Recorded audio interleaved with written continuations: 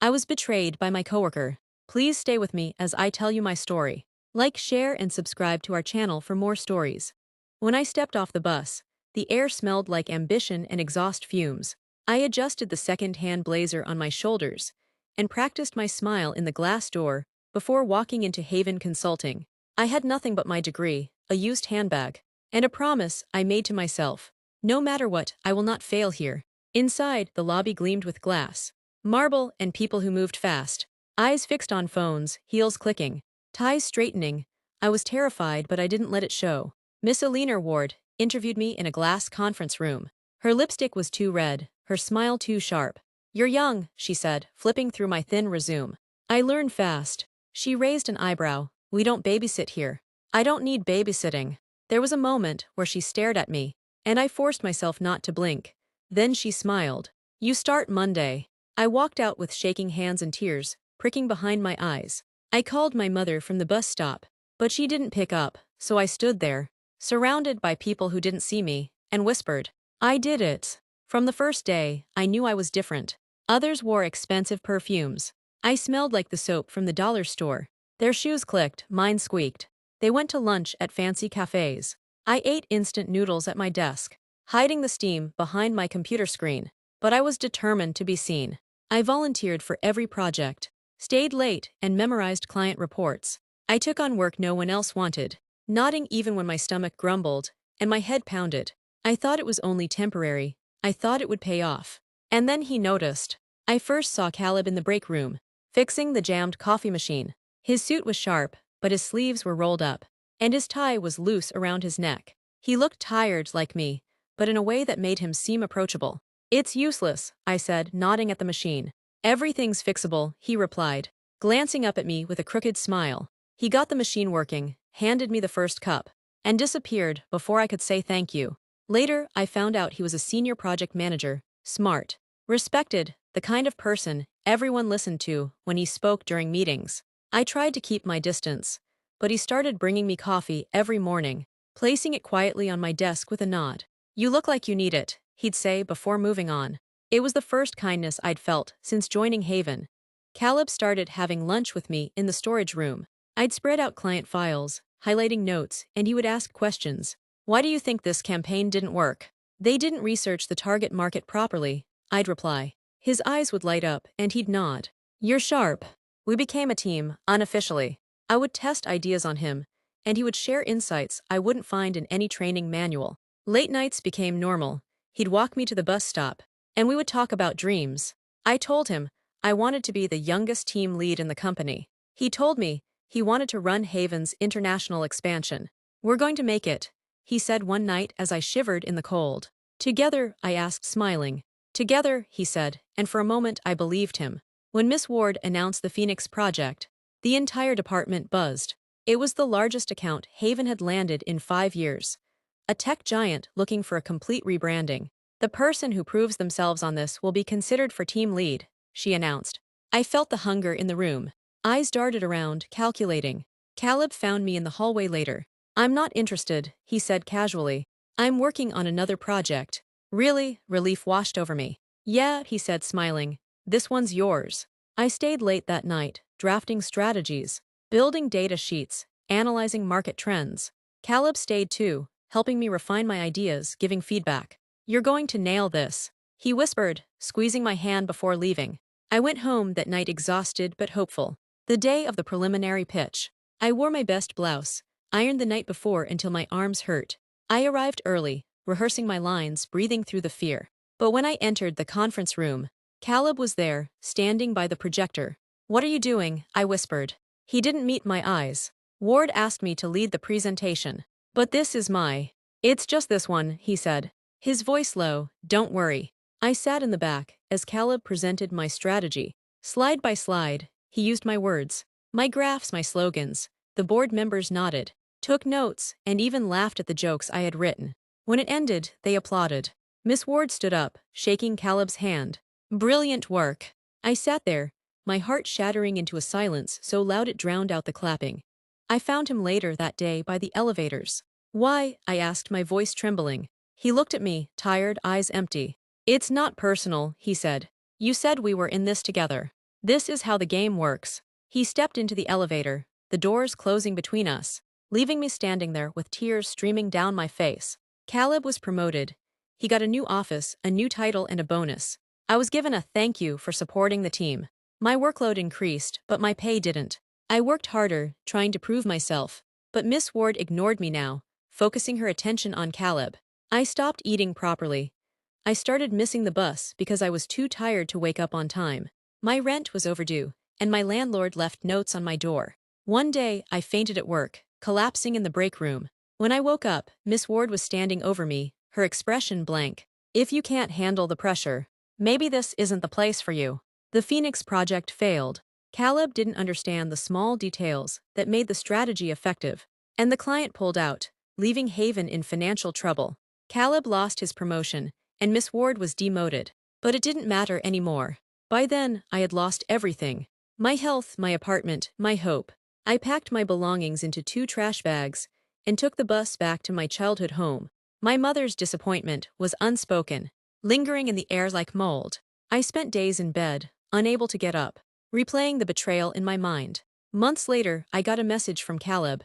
I didn't open it. I saw him once in the city, sitting alone at a coffee shop, looking older, more tired, like ambition had drained him dry. He didn't see me. I turned and walked away, holding back tears. I learned that sometimes the people who promise to lift you up are the ones who step on you to climb. I learned that dreams can break you if you're not careful. And most of all, I learned that in the pursuit of success, you can lose yourself. It had been months since I left Haven, but the building still haunted my dreams. I would see the glass walls, the conference rooms, Caleb's smile as he presented my work, and wake up with my heart pounding. I worked at a small retail store now, folding clothes under harsh lights, while customers barely looked at me. My paycheck barely covered bus fare, but I didn't care. At least here, no one could betray me. One rainy evening, as I was counting coins for a bus ride home, my phone buzzed. Caleb, can we talk? I froze. Just 4 words, but they cut deeper than any insult could have. I read them over and over until the words blurred. I remembered his voice saying, "We're in this together," and then the silence as he stood in the boardroom, presenting my work while I watched from the back. A part of me wanted to respond, to demand answers, to scream. But instead, I placed my phone face down on the counter, picked up my umbrella, and stepped into the rain. Because no message from him would fix the nights I cried alone, the rent I couldn't pay, or the trust he shattered. Life has a cruel sense of humor. I saw him again 2 weeks later. While walking home in the rain, my umbrella had flipped inside out in the wind, soaking me as I hurried down the street. I ducked under the awning of a small cafe, hoping to dry off when I saw him. Caleb! He sat by the window, alone, staring into a steaming cup of coffee. His hair was longer, a messy wave falling over tired eyes. His suit was wrinkled, and he looked thinner, like he hadn't eaten properly in weeks. And then he looked up. Our eyes met through the rain-streaked glass, and for a moment, the world felt painfully still. I saw the man who once brought me coffee and told me he believed in me. I saw the man who stole everything I worked for and didn't even flinch. His hand lifted, a hesitant wave, an unspoken apology, a plea. My throat tightened, tears stinging my eyes. But I turned away, pulling my broken umbrella over my head. I kept walking, because even if he was sorry, it wouldn't change what he did. It wouldn't give me back the pieces of myself I lost in that building. That night, I sat on the floor of my childhood bedroom, leaning against the wall, my phone clutched in my hand. I scrolled through old photos, my thumb pausing on a picture of me in the Haven lobby on my first day. I was smiling, eyes bright with hope, believing that if I worked hard enough, I could build a future. I didn't recognize that girl anymore. I had become someone who double-checked bus schedules to avoid being stranded, someone who cried in the shower so my mother wouldn't hear, someone who flinched every time my phone buzzed. Caleb's message was still there, unopened. Please, just one call. I thought about calling him, about asking why. Why he promised we would rise together but chose to step on me instead. Why he couldn't see that I was drowning while he smiled in the boardroom. But what would it change? I turned off my phone, placing it under my pillow, letting the darkness fill the room as I closed my eyes. Some questions don't deserve answers. The next morning, I held my phone again, thumb hovering over the message. I wanted to know if he regretted it. I wanted to hear him say, "I'm sorry." But deep down, I knew even if he did, it wouldn't change the nights I spent hungry, the eviction notice taped to my door, the feeling of worthlessness that became my constant shadow. I pictured his face, the softness it once held when he encouraged me, replaced by the cold smile he wore when Miss Ward shook his hand. And I realized something. I didn't need his apology. I needed to forgive myself for believing him, for thinking that in a place like Haven, friendship could survive ambition. I powered off my phone, slipped it into a drawer, and walked outside to let the morning air remind me I was still alive. The call never happened, and it never would. Years passed, but Haven never really left me. Sometimes, I would pass tall glass buildings on my way to the small marketing agency where I worked, and my chest would tighten, remembering what it felt like to dream so fearlessly. Caleb's name never showed up on my phone again. I heard through an old coworker that he had moved to another city, chasing another promotion, another title, another dream that would cost him pieces of himself. As for me, I lived quietly. I worked in a small office where people said thank you when I helped them, where no one asked me to bleed for a job. But sometimes, late at night, I would stand by my window, watching the city lights flicker in the distance, and remember the girl I was. I would whisper to her, "I'm sorry. Sorry for pushing so hard to belong. Sorry for trusting the wrong people. Sorry for thinking that my worth was tied to a title or a corner office." And I would remind myself, never again, because I learned that ambition, without boundaries, can destroy you, that people will take from you, as long as you let them, and that sometimes, the hardest part of betrayal isn't what others do to you. It's learning how to forgive yourself for letting it happen.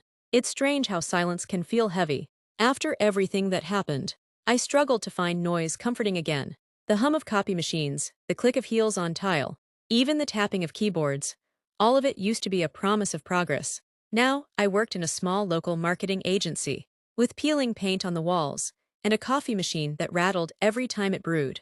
There were no glass offices here, no power suits, no one staying past closing time to prove themselves. People said good morning, shared lunch, and went home to their families. It was quiet, it was slow. Sometimes, I would catch my reflection in the dusty glass door, waiting for the part of me that was still chasing Haven to complain, to ache for the rush again. But she didn't.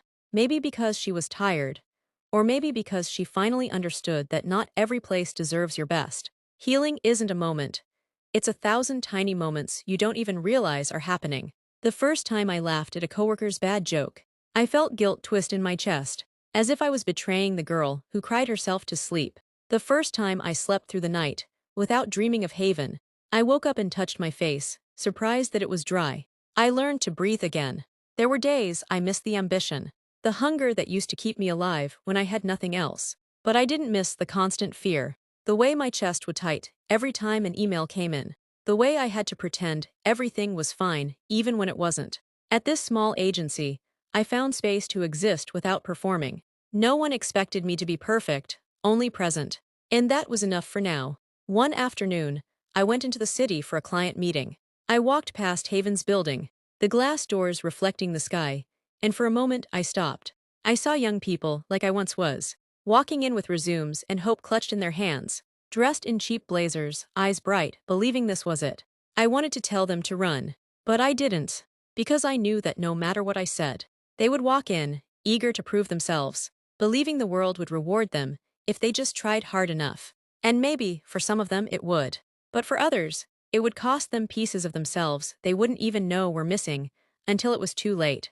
I stood there, watching until the bus came, and I turned away, letting the building fade behind me. Late one evening, after a long day at the agency, I checked my email. There it was. Caleb. I stared at the subject line. I'm sorry. I didn't open it. I sat there, the glow of the screen painting my tired face, remembering his wave through the cafe window, the rain between us, the regret in his eyes. Maybe he meant it. Maybe he didn't. But I realized I didn't need to know. His apology wouldn't give me back the girl I was, or erase the months I spent picking up the pieces of my life. I clicked delete, and for the first time in a long time, I felt free. Years have passed now. I still work at the small agency. I still live simply, taking long walks in the evenings, cooking cheap meals that remind me of the nights I spent hungry, reminding me to be grateful. Sometimes, ambition whispers to me, reminding me of who I once wanted to be. But I whisper back, I'm enough. Because I am. I am enough without the title, without the praise, without the glass office and late-night meetings that stole my joy. Haven didn't break me, it changed me. It taught me the cost of chasing dreams in the wrong place, the price of trusting the wrong people, and the strength it takes to start over. If you asked me now, I'd tell you, don't give your light to places that will only take it. Don't trust people who ask you to bleed for their approval. And never, ever forget that your worth is not tied to the job you hold. Because I learned, in the hardest way possible, that I could lose everything I thought mattered and still find myself. And that is enough.